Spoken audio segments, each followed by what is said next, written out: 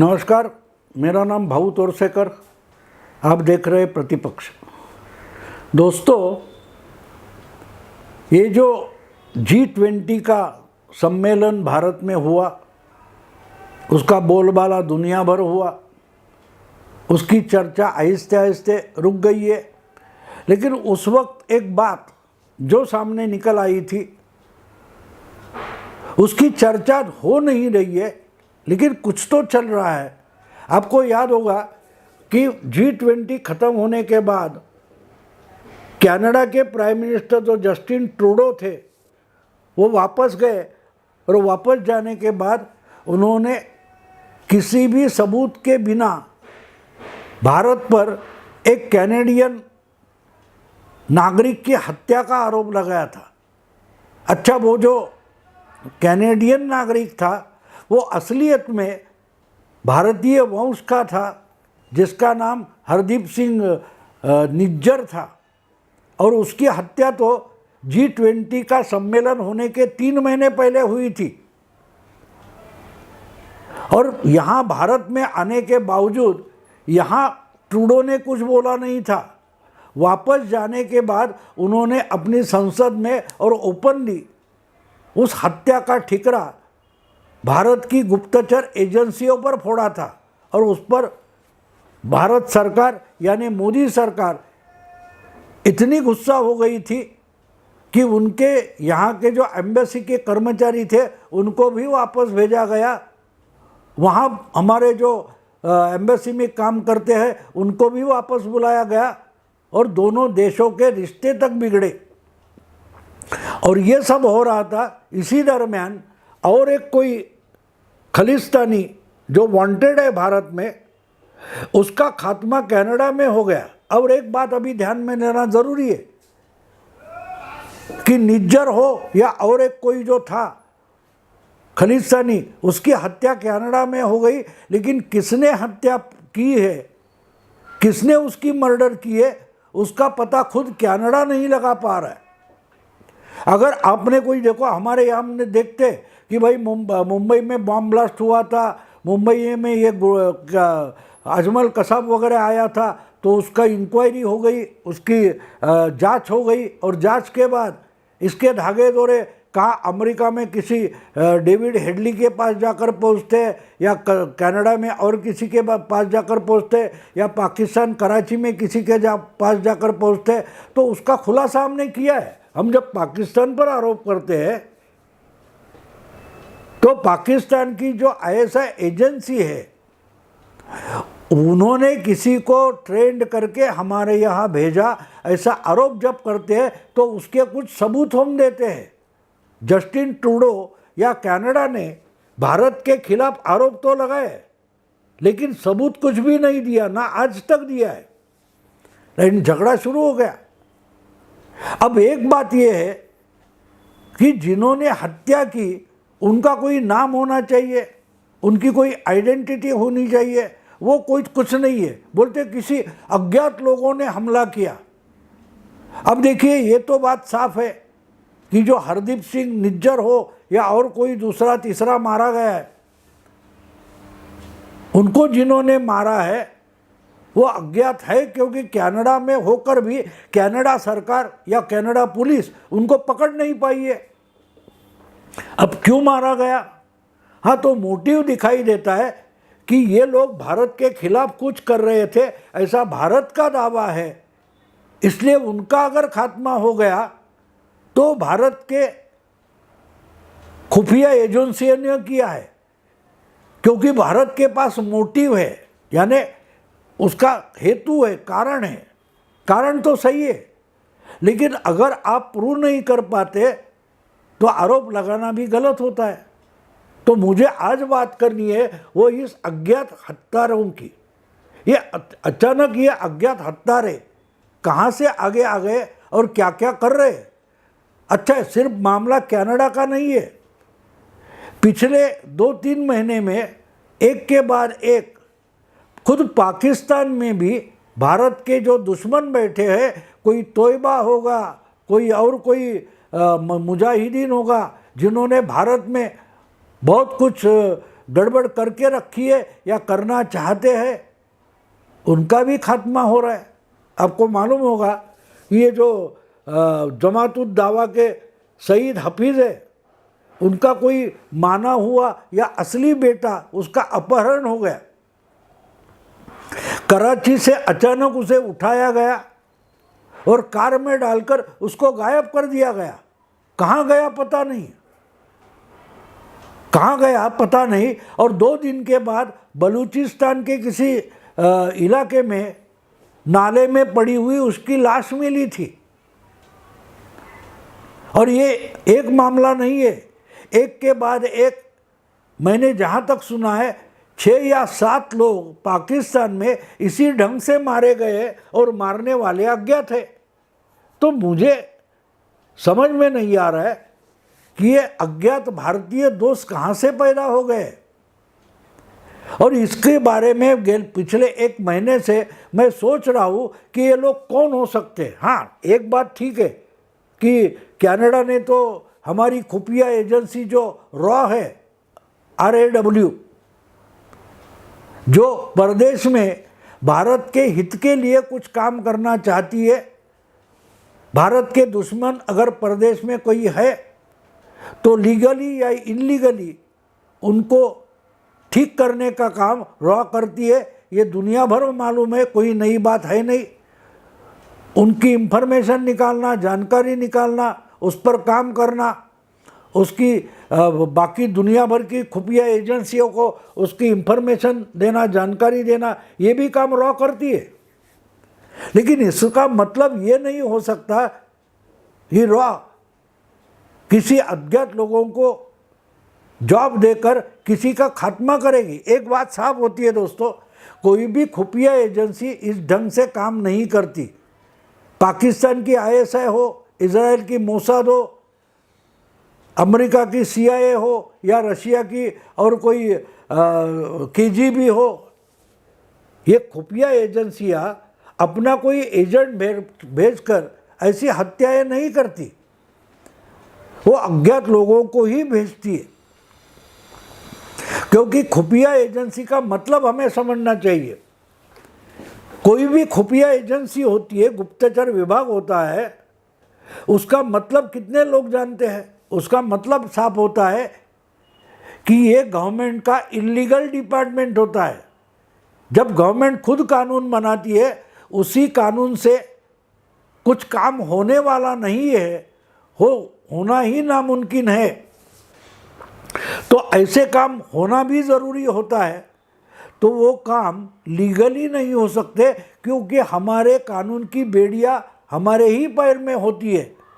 ऐसे समय में ये काम इलीगल तरीके से करना पड़ता है, कानून के परे जाकर करना पड़ता है। और ये काम कोई ऑफिशियली नहीं कर सकता, ना ISI करेगी, ना मोसाद करेगा, ना रॉ करेगा। तो इसके लिए जिनको हम नॉन स्टेट एक्टर बोलते हैं कि भाई इनसे तो हमारा संबंध नहीं, अगर कोई पकड़ा गया तो गड़बड़ हो जाएगी कि ये गवर्नमेंट ही टेररिज्म कर रही है, ये आरोप हो सकता है। इसलिए कोई भी सरकार अपना जो गुप्तचर विभाग होता है उसको एक टेक्निकल डिपार्टमेंट दिखाती है कि ये भारत के हित में या अपने देश के हित में कुछ जानकारी निकालते हैं, कुछ काम करते हैं, भारत के खिलाफ काम करने वालों की जानकारी निकालकर उस देश को पहुंचाते हैं और हमारे खिलाफ चलने वाली कार्रवाइयाँ रोक दो क्योंकि वो इलीगल है, वो दिखाने की कोशिश करते हैं। यहाँ तक ये मर्यादित होता है, लेकिन उसके आगे जाकर भी हर खुफिया एजेंसी कुछ ना कुछ काम करती है। और जो लोग ऐसा काम करते हैं दूसरे देश में, यानी रॉ के लिए पाकिस्तान हो, कनाडा हो, वहाँ ऐसे काम करने वाले बहुत लोग होते हैं जो कनाडा के ही नागरिक हो सकते हैं या कनाडा में रहने वाले और किसी तीसरे देश के नागरिक हो सकते हैं, लेकिन लीगली कानूनी तौर पर कानूनी दायरे में ऐसे नागरिकों का भारत सरकार से या रॉ से कोई सीधा संबंध दिखा नहीं पाएगा। ऐसे लोग जो भारतीय खुफिया एजेंसी के लिए दूसरे देशों में काम करते हैं उनको एसेट बोला जाता है, एसेट। और जो ऐसे दूसरे देश में महत्वपूर्ण स्थान पर बैठे हैं, महत्वपूर्ण जगह पर बैठे हैं या कुछ कार्रवाई कर रहे हैं, उनको तो डीप एसेट बोला जाता है। यानी भारत के हित में वो कोई भी बड़ा गंदा या बुरा या गलत काम, इलीगल काम भी कर लेते हैं और कर सकते हैं। तो ऐसे लोग तो पाले रखे होते। कल परसों आपको याद होगा, पूना में कोई 10 साल से एक पाकिस्तानी रह रहा था, यहाँ की लड़की से शादी कर दी, बच्चे पैदा कर दिए, लेकिन वो आईएसआई के लिए काम करता था। कोल्हापुर की लड़की से शादी करके पूना में बस गया था, लेकिन असलियत में पाकिस्तानी था, वो पकड़ा गया। उसको डीप एसेट बोलते।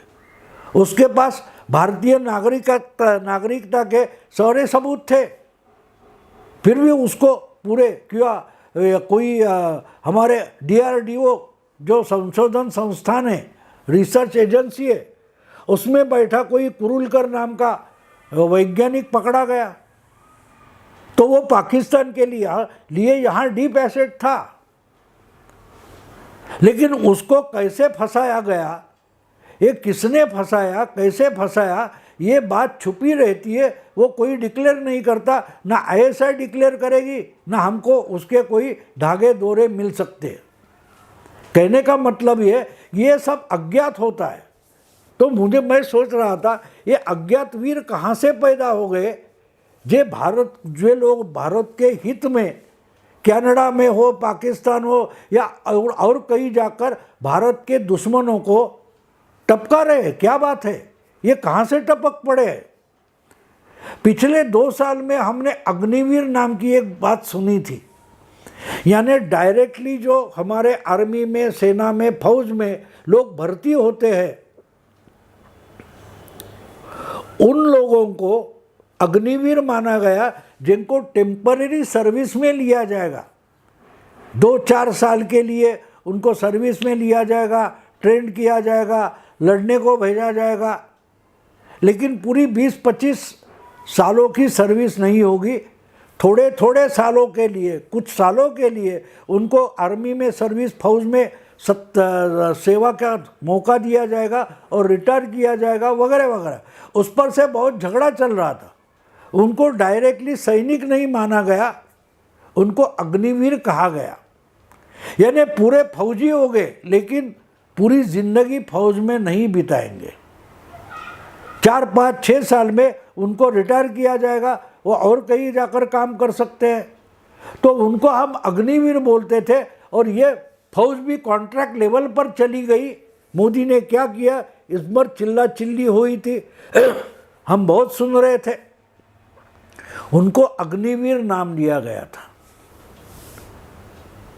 लेकिन वो फौज का हिस्सा थे।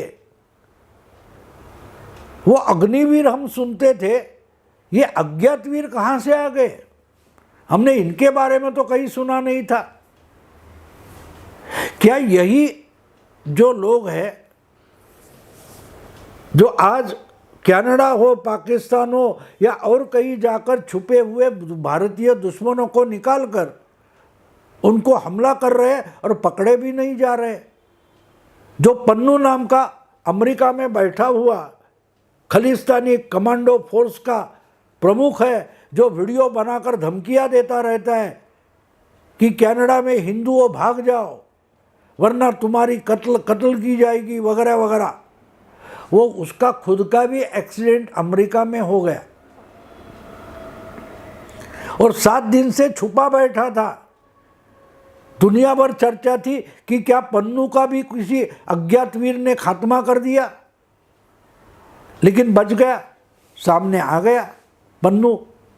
लेकिन उसका एक्सीडेंट कैसे हुआ, किस अज्ञात वीर ने किया, इस पर चर्चा नहीं हुई।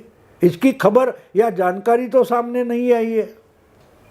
तो मुझे एक दिमाग में एक कीड़ा है कि ये अज्ञात वीर जो है वो अचानक से आए, ऐसे मैं नहीं मानता।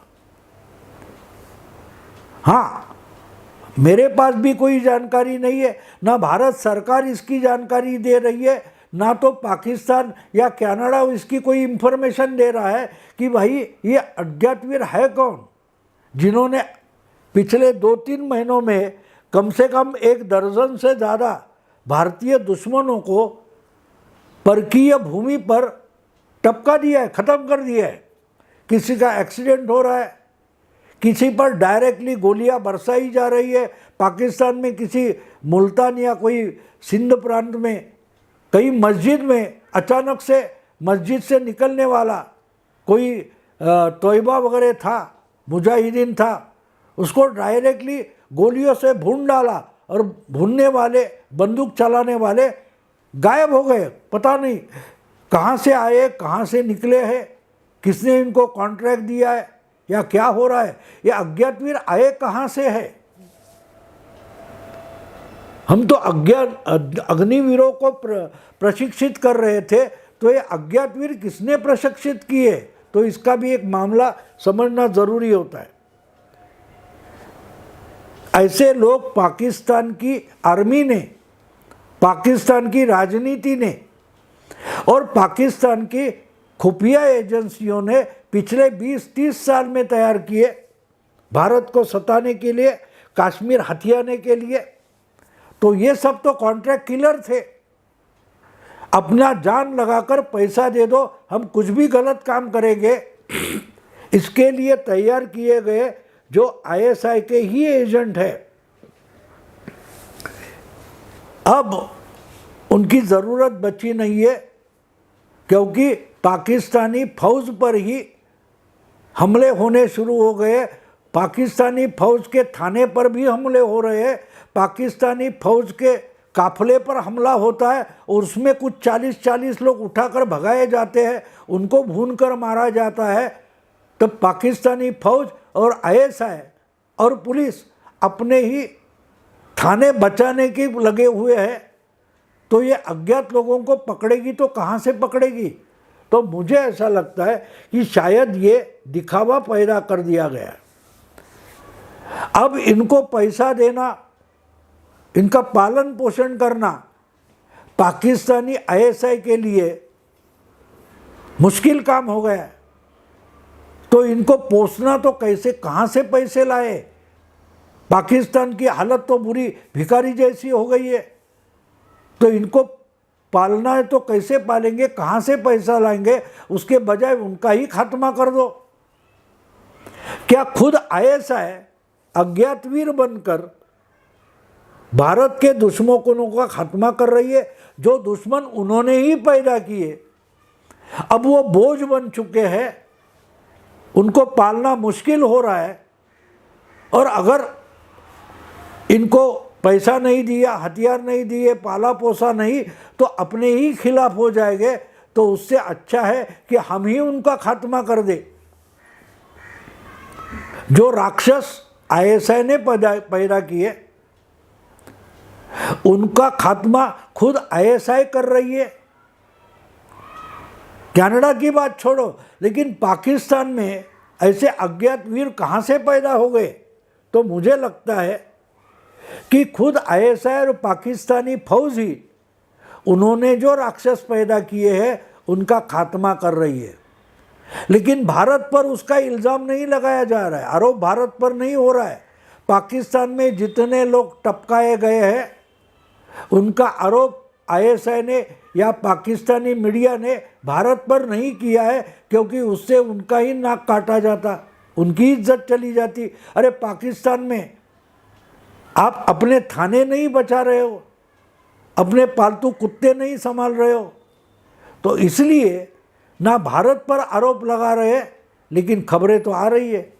तो मुझे लगता है कि भारत के दुश्मनों को टपकाने की जो मुहिम चल पड़ी है, उसके जो सो कॉल्ड अज्ञात वीर है, जिनको कल तक पाकिस्तान पोसता था, क्या भारतीय खुफिया एजेंसी उनको ही पैसा देकर अपने हार्डकोर दुश्मनों को मारने का कॉन्ट्रैक्ट उनको ही दे रही है।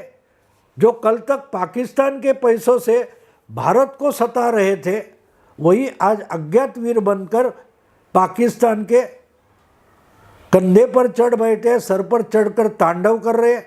दोस्तों सोचो, मैंने तो आइडिया दे दी, बाकी आपको सोचना है। अब यही रुकता हूँ। अगर वीडियो पसंद आए तो लाइक कीजिए, सब्सक्राइब कीजिए, शेयर कीजिए। नमस्कार।